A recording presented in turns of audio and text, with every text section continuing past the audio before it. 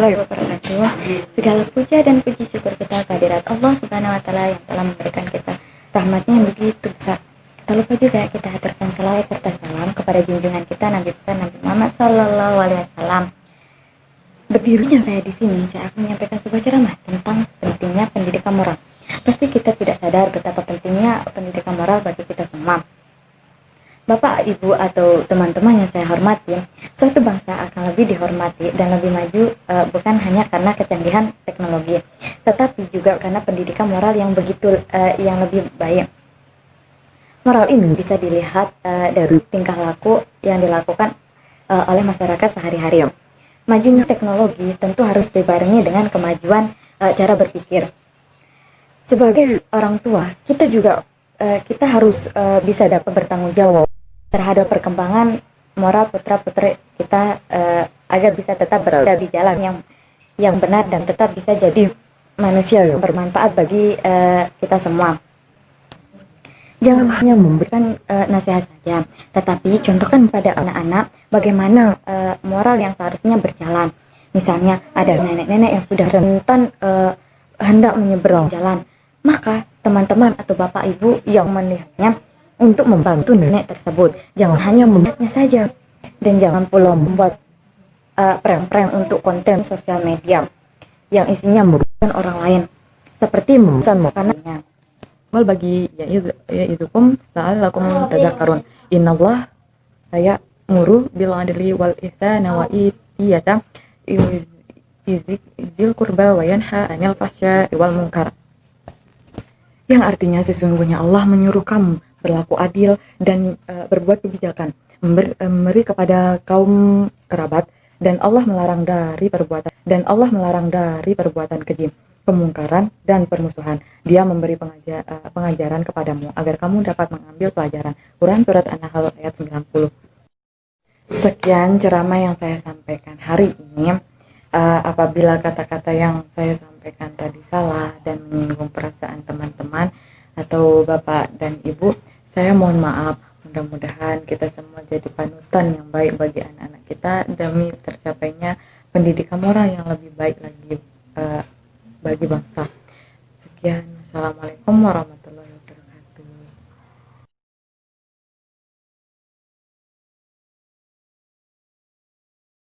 Assalamualaikum warahmatullahi wabarakatuh. Nama saya Raudatul Aini dari kelas 11A. Di sini saya akan melakukan ceramah yang judulnya tentang wabarakatuh. Segala puji bagi Allah yang menguasai semesta alam, yang telah memberikan rahmat dan karunia-Nya kepada kita semua sehingga kita dapat berkumpul dalam keadaan sehat walafiat. Tak lupa sholawat dan salam kita haturkan kepada junjungan alam Nabi besar kita, yaitu Nabi Muhammad SAW. Tentunya kepada kita semua sehingga kita bisa berada di jalan yang direstui Allah Subhanahu wa taala. Tentunya dalam keadaan sehat walafiat. Teman-teman yang berbahagia, pada kesempatan kali ini mohon izinkan saya untuk memberikan beberapa patah kata dalam menyampaikan ceramah singkat. Tema hari ini adalah mengenai pendidikan moral dalam kehidupan berbangsa dan bernegara. Teman-teman yang saya cintai, kita harus tahu bahwa bangsa dan negara dipengaruhi oleh perilaku moral dan perilaku masyarakat. Bisa dinyatakan sebuah bangsa atau negara akan menjadi lemah jika perilaku masyarakat tak berdasarkan moral dalam setiap tingkah laku dan perbuatannya. Oleh karena itu, wajib hukumnya bagi masyarakat suatu bangsa dan negara untuk selalu senantiasa menjaga moral perilaku, yaitu beberapa pengaruh maupun efek yang bisa merusak nilai kearifan kita semua. Hal tersebut tidak lain supaya tercipta sebuah bangsa dan negara yang kuat dan tak lemah di mata dunia. Apalagi di era globalisasi ini yang semakin mempermudah siapa saja untuk melakukan aktivitas apapun. Kemudian dalam teknologi dan komunikasi yang biasanya banyak media-media seperti televisi maupun internet yang memberikan informasi secara cepat tentang peristiwa apapun yang terjadi di seluruh dunia ini. Kita semua tak sepatutnya terbuai dalam kenyamanan dan kemudahan yang diciptakan tersebut. Bisa jadi semua yang kita dapat secara mudah dan instan itu masalah bisa secara tidak langsung merusak moral kita.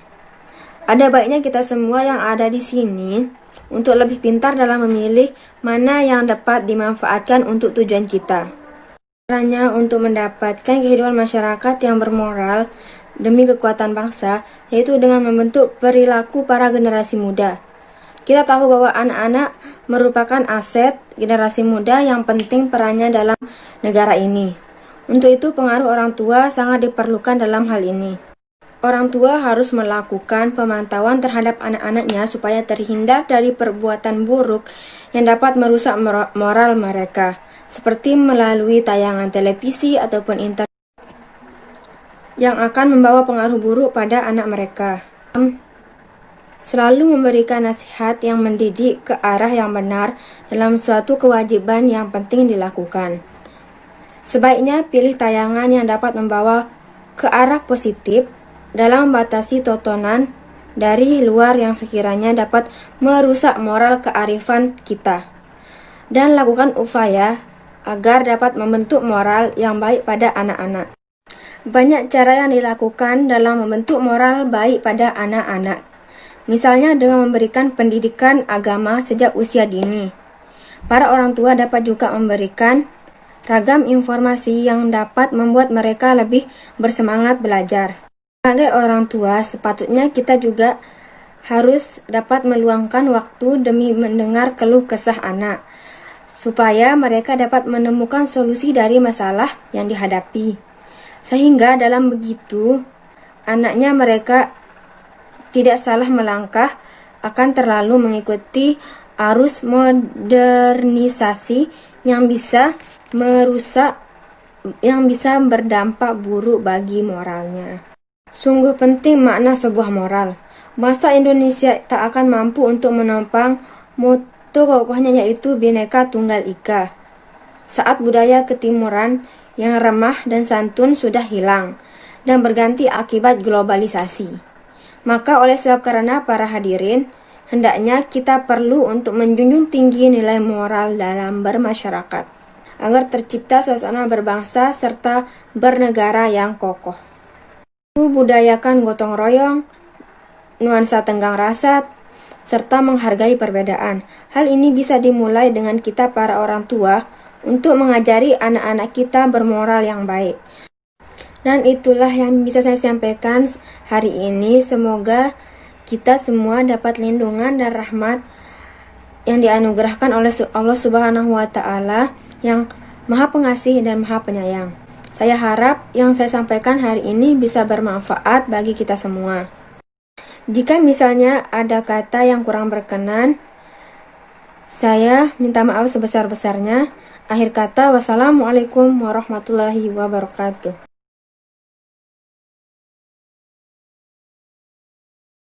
Bihamdi. Assalamualaikum warahmatullahi wabarakatuh.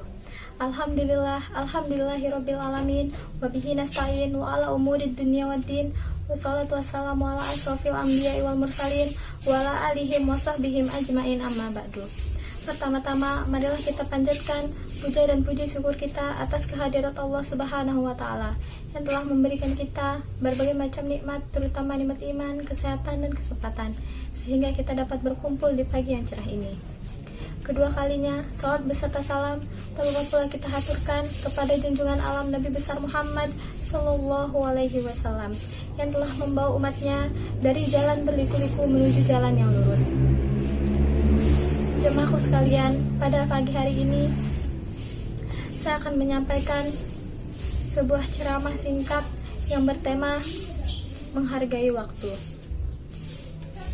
Seringkali kita katakan bahwa seringkali kita lakukan bahwa kita sering mengatakan masih ada hari esok untuk kita melakukan hal yang seharusnya kita lakukan pada hari ini dan bisa kita lakukan pada hari ini. Kita sering menganggap itu adalah hal sepele, padahal itu adalah hal yang sangat merugikan bagi kita. Sekecil apapun dan sedikit apapun waktu itu, kita sebaiknya memanfaatkannya dengan hal yang bermanfaat. Jemaahku sekalian yang berbahagia, kita sebagai umat Islam harus memanfaatkan sesuatu dengan hal yang berguna dan dengan hal yang sangat bermanfaat. Tetapi kita sering menyepelekan hal yang kita anggap adalah hal kecil dan hal yang sangat sepele. Padahal itu adalah hal yang sangat-sangat merugikan bagi kita sendiri. Jemaah sekalian yang berbahagia, orang Inggris pernah berkata, waktu itu bagaikan uang, dan orang Arab pernah mengungkapkan bahwa waktu itu bagaikan pedang. Apabila kita tidak bisa menggunakan pedang tersebut, maka pedang itu akan menebas diri kita sendiri. Dan begitu pula juga dengan waktu. Apabila kita tidak bisa memanfaatkan waktu itu dengan baik, maka itu adalah maka semuanya itu adalah hal yang sia-sia. Nah, sekilas seperti itulah yang dikatakan oleh orang Arab. Jemaahku yang sekalian berbahagia, marilah kita sama-sama memanfaatkan waktu kita. Assalamualaikum warahmatullahi wabarakatuh. Yang saya hormati ibu guru yang sedang menonton video ini. Allah Subhanahu wa Ta'ala selalu menghendaki umatnya untuk berlaku sabar dan lapang dada dalam melakukan segala hal. Sabar sendiri merupakan kata serapan bahasa Arab yang bermakna menahan diri. Perilaku sabar mudah diterapkan jika Anda memahami makna dan hikmah yang diperoleh atas amalan sabar. Oleh sebab itu,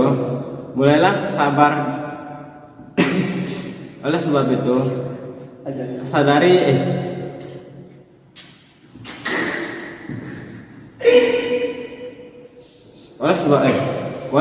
mulailah sadar diri untuk membiasakan diri menerapkan sabar dalam kehidupan sehari-hari. Perilaku sabar dapat diterapkan dengan sadar bahwa ternyata kehidupan dunia tidak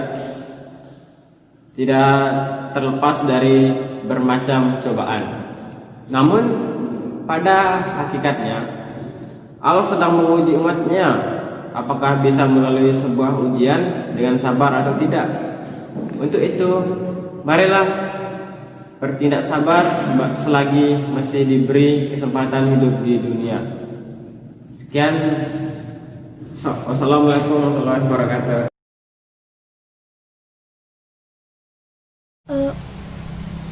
Suatu hal yang sangat kita inginkan, yang sangat kita cintai, yang sangat kita harapkan, belum tentu di mata Allah itu baik buat kita.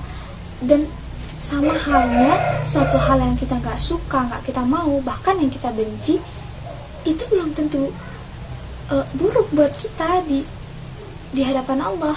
Jadi segala sesuatu itu lebih baik, dan alangkah lebih baiknya kita syukuri saja apa yang diberikan oleh Allah Subhanahu wa Ta'ala. Baiknya kita syukuri.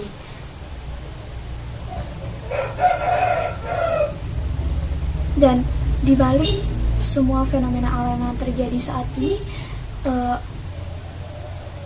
terjadi atas kurangnya rasa bersyukur dari manusia itu sendiri. Kita kurang bersyukur atas nikmat-nikmat Allah. Contohnya tuh kayak gini ya, misal kita tuh udah dikasih kayak halaman rumah yang udah besar gitu, tapi orang-orang luar, tapi kita tuh kayak nggak puas gitu sama apa yang udah kita miliki. Jadi kayak pohon-pohon di hutan kita tebangin pakai buat apa yang kita inginkan di rumah kita, dan tanpa kita sadari setelah itu banyak kejadian-kejadian alam yang akan terjadi. Salah satu adalah banjir, longsor, dan lain-lain sebagainya. Oke teman-teman, intinya hanya satu, jangan pernah lupa untuk bersyukur atas semua nikmat yang sudah diberikan oleh Allah Subhanahu wa Ta'ala kepada kita masing-masing. Karena nikmat dari Allah itu tidak akan pernah bisa kita hitung, walaupun pakai kalkulator, pakai apa yang diciptakan sama orang-orang di luar negeri yang super canggih, itu nggak bakalan pernah bisa kita hitung nikmat Allah yang sudah diberikan kepada hamba-hambanya. Jadi alangkah lebih baiknya kita menjadi hamba-hamba Allah yang bersyukur. Baiklah, kurang lebihnya saya mohon maaf. Wabillahi taufiq wal hidayah. Assalamualaikum warahmatullahi wabarakatuh.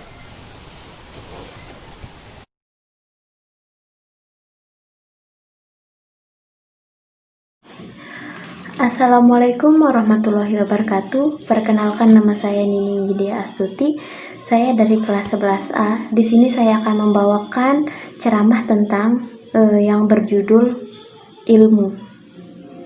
Segala puji dan syukur kita kehadirat Allah Subhanahu wa Ta'ala yang telah melimpahkan nikmat dan karunia-Nya sehingga kita semua selalu diberi hidayah oleh Allah Subhanahu wa Ta'ala, sehingga kita selalu bersyukur atas nikmat yang diberikan oleh Allah Subhanahu wa Ta'ala. Selain itu, sholawat serta salam juga tercurahkan kepada Nabi Muhammad SAW serta keluarga dan sahabatnya yang senantiasa selalu membawa kita menuju ke agama kebenaran, yaitu agama Islam. Bapak, Ibu, Saudara sekalian yang saya hormati, saya akan menyampaikan sedikit ilmu tentang menuntut ilmu, sebagaimana yang tertulis di dalam firman Allah Subhanahu wa Ta'ala dalam surah Al-Mujadalah, yang artinya Allah akan meningkatkan derajat orang-orang yang berilmu dan orang-orang yang beriman hingga beberapa derajat. Dalam ayat tersebut dijelaskan bahwa orang-orang menuntut ilmu, baik ilmu dunia maupun ilmu akhirat, ini sangat diutamakan karena jika seorang berilmu, maka kita bisa melihat segala sesuatu dari sudut pandang yang ada. Pikiran pun akan selalu jernih dan bijak dalam menyikapi setiap permasalahan. Contoh kecil dari menuntut ilmu adalah kita diajari membaca, menulis, menghitung, dan menganalisa, dan sebagaimana sejak kecil. Jika dalam hidup kita hanya berdiam saja tanpa mau berilmu, maka hidup kita akan menjadi sia-sia. Mendapatkan ilmu bisa dari mana saja. Dari sekolah kita juga bisa mendapatkan ilmu. Kita juga bisa mendapatkan ilmu dari membaca banyak buku atau dari kehidupan sehari-hari. Misalnya, yang baik dalam membantu misalnya saja kita tidak melakukan hal-hal yang baik dalam membantu orang tua dan bersedekah saat beramal dan kebaikan lainnya, maka disitulah kita ikut belajar, ilmu pun bertambah, dan kita pun mendapatkan pelajaran, karena tidak ada yang sia-sia dalam menuntut ilmu. Selain itu, agama juga sangat penting untuk kepentingan kehidupan kita di akhirat nanti. Mendapatkan ilmu agama bisa didapatkan dari berbagai hal, misalnya pendidikan agama di sekolah atau pelajaran pendidikan agama di sekolah.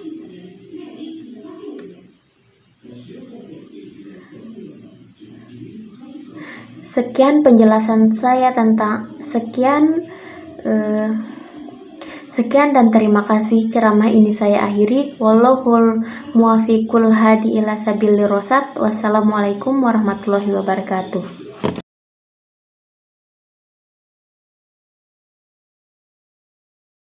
Bismillahirrahmanirrahim. Assalamualaikum warahmatullahi wabarakatuh.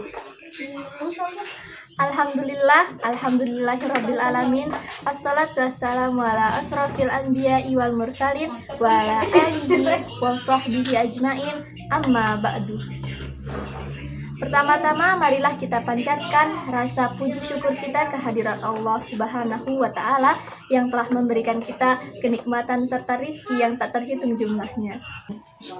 Kedua kalinya, sholawat beserta salam semoga selalu tercurahkan kepada Nabi besar Muhammad Sallallahu Alaihi Wasallam yang telah membawa umatnya dari zaman jahiliyah menuju zaman Islamnya. Alhamdulillah. Pada kesempatan kali ini saya akan menyampaikan pidato singkat yang bertemakan wanita muslimah di era globalisasi. Teman-teman yang semoga dirahmati oleh Allah. Perkembangan teknologi di era globalisasi seperti ini berkembang semakin cepat dari hari ke hari dan secara tidak langsung penggunaan teknologi ini meningkat tajam. Dan tentu peningkatan ini menimbulkan berbagai dampak, mulai dari dampak yang positif sampai dampak yang negatif. Teman-teman yang semoga dirahmati oleh Allah. Perkembangan ini tentu berpengaruh kepada kehidupan sehari-hari. Begitu pula bagi para muslimah di masa kini. Di era kecanggihan teknologi di zaman ini, seorang muslimah dituntut untuk tegas terhadap diri sendiri dan juga lingkungannya. Begitu banyak tantangan yang dihadapi muslimah. Seiring perkembangan zaman ini, muslimah dituntut untuk mempunyai komitmen yang kuat terhadap syariat Allah agar apapun yang dilakukan tetap berada di dalam aturan Allah. Juga harus bersungguh-sungguh membangun karakter yang baik. Lahir dan batin, begitu banyak tantangan yang akan dihadapi seiring berkembangnya zaman, khususnya media sosial, lingkungan, dan gaya hidup. Kita sebagai seorang muslimah harus cerdas menata kehidupan di era milenial ini. Karena muslimah yang baik yaitu muslimah yang mampu menjauhkan dirinya dari hal-hal yang tidak bermanfaat dan membuat ia terjatuh ke dalam jalan yang salah. Seperti halnya fashion, dalam Islam, pakaian merupakan hal yang diwajibkan terutama bagi kaum perempuan guna menutup auratnya.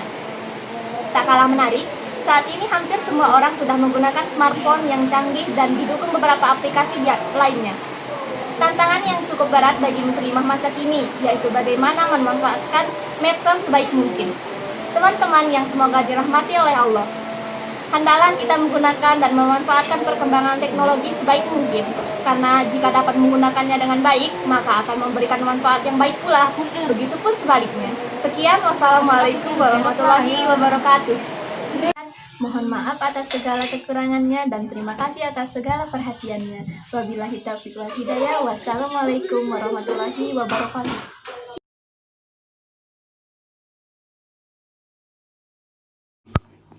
Bismillahirrahmanirrahim. Assalamualaikum warahmatullahi wabarakatuh. Allah Subhanahu wa Ta'ala akan senantiasa memberikan nikmat serta karunia-Nya kepada umatnya. Nikmat tersebut harus selalu Anda syukuri kapan saja dan di mana saja. Pada kesempatan hari ini, izinkan saya untuk menyampaikan sepatah dua patah tentang kematian. Dalam Al-Quran telah dijelaskan dalam surah Ali Imran ayat 185. Kullu nafsin dha'iqatul maut, yang berarti setiap yang bernafas pasti akan mengalami kematian. Dalam ayat tersebut sudah jelas bila mana kematian pasti akan menghampiri setiap manusia yang hidup di dunia. Mengenai waktunya, tidak ada satupun manusia yang mengetahui kapan ajalnya mulai menjemput. Ingatlah saudara-saudaraku, kehidupan di dunia ini hanyalah sementara. Mulailah untuk memupuk kebaikan dan amalan untuk bekal di akhirat kelak. Itu karena tidak ada yang bisa menolong diri kita sendiri selain amal perbuatan baik. Allah Subhanahu wa Ta'ala telah mempersiapkan surga bagi orang-orang yang selalu berbuat baik. Namun Allah Subhanahu wa Ta'ala akan memberikan neraka bagi manusia yang lalai dalam kehidupannya di dunia. Oleh sebab itu, jangan pernah terlena dengan keadaan yang ada di dunia yang fana ini. Itu semua hanyalah bersifat sementara yang akan diambil kapanpun oleh Allah. Sekian penjelasan tentang kematian dari saya. Semoga kita semua selalu dilindungi dari siksa api neraka. Wabillahi taufiq wal hidayah. Assalamualaikum warahmatullahi wabarakatuh.